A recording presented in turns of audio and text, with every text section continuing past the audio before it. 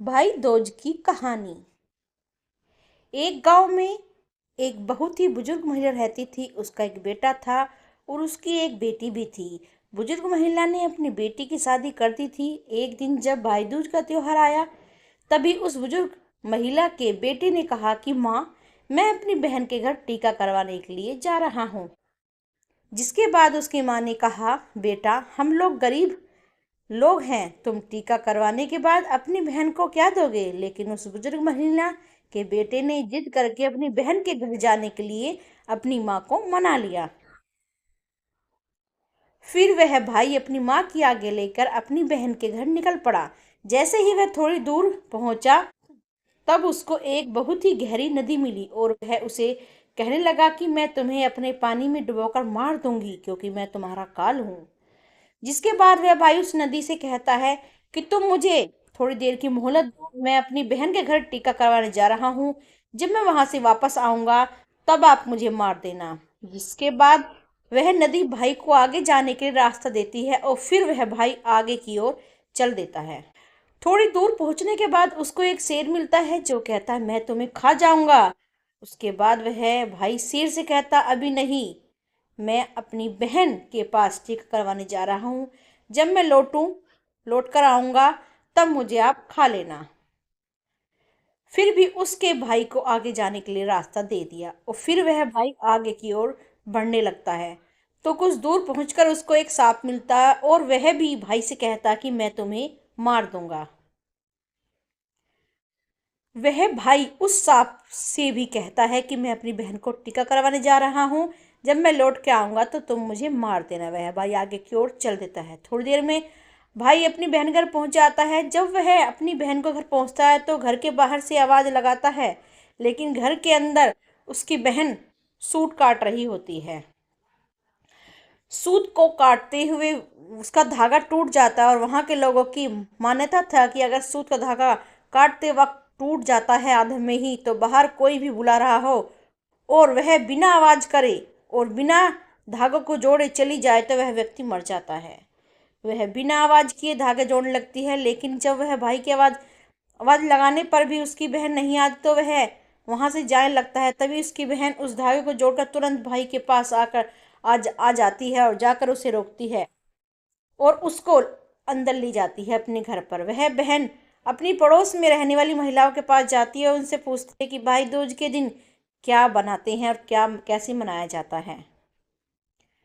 तब वह महिला उसको बताती है कि तुम तेल से अपने चूल्हे को लीपो और घी में चावल पकाओ।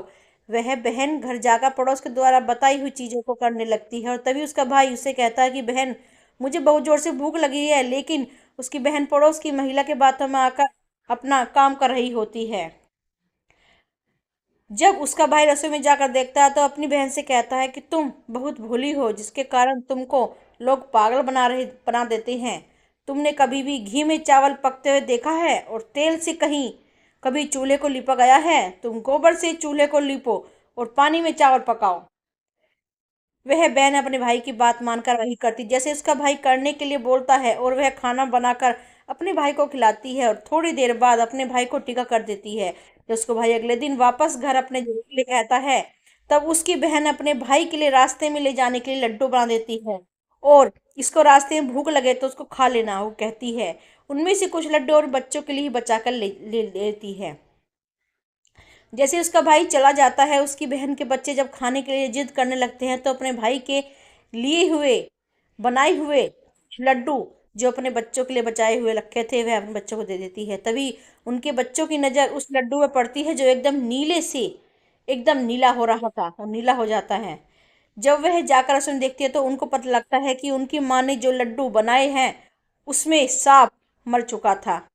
उसी से हमारी माँ ने लड्डू बनाए हैं। जिसके बाद वह अपनी माँ को जाकर सारी बात बताते हैं, जिसको देखकर वह दुखी होती हो जाती है, परंतु तुरंत अपने भाई के पीछे भागती है। रास्ते में कुछ दूर चलने के बाद उसका भाई को उसे मिल जाता। तभी उसकी बहन से पूछते, भाई तूने लड्डू तो नहीं खाए?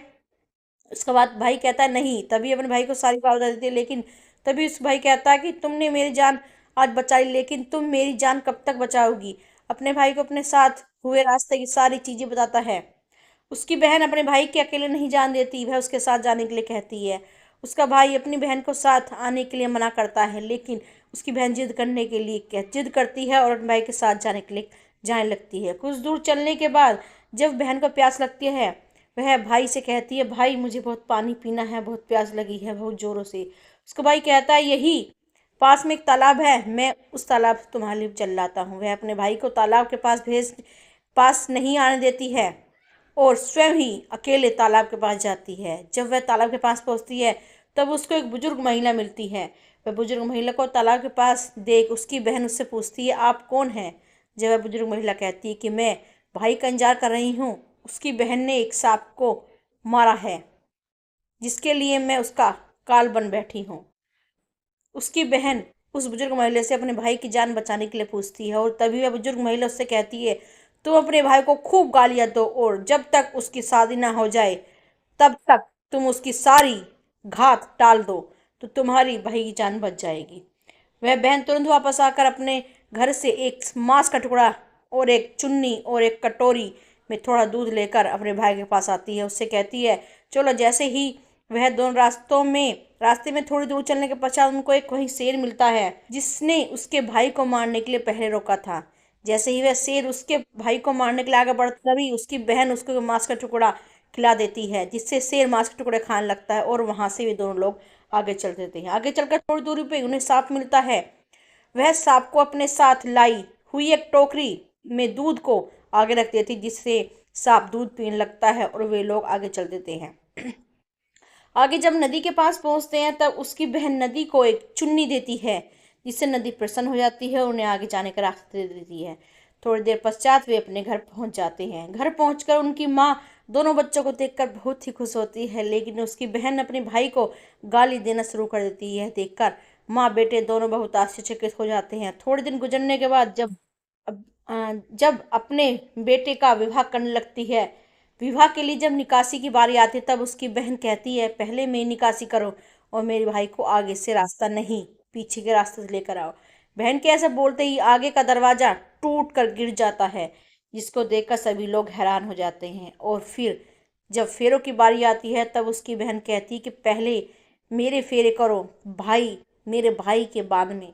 और ऐसा बोलते ही वहां पर आग लग जाती है, जिससे वह आग को बुझा देती हैं। और फिर जब सुहाग रात की बारी आती है, तो उसकी बहन कहती है, मैं भी इन लोगों के साथ सोऊंगी और जाऊंगी। सभी लोग बीच में एक पर्दा डालकर उसकी बहन को अंदर जाने देते हैं। तभी रात में एक सांप आता है, जिसको उसकी बहन एक डिब्बे में बंद कर देती है और अपने भाई की जान बचा लेती है। और सुबह होते ही वह सभी को सच बता देती है कि वह ऐसे क्यों कर रही थी, जिसे सभी ने उसकी बहन की प्रशंसा करने लगते हैं और उसका भाई भी अपनी बहन से बहुत खुश हो जाता है। और तब उसकी बहन वापस अपने घर चली जाती है। दोस्तों, उम्मीद है कि आपको ये कहानी बहुत ही पसंद आई होगी, रोचक लगी होगी, क्योंकि सच्ची कहानी है भाई बहन के रिश्ते की। क्योंकि भाई बहन का रिश्ता बहुत ही अनमोल होता है और उससे कोई जुदा नहीं कर सकता। उनकी जो अंदर की फीलिंग होती है, बचपन से एक ही माँ से पले बड़े के साथ पले बड़े होते हैं, इनका रिश्ता बहुत ही मजबूत होता है। तो कृपया करके कोई भी अपनी बहन, किसी भी भाई बहन का रिश्ता ना तोड़ें।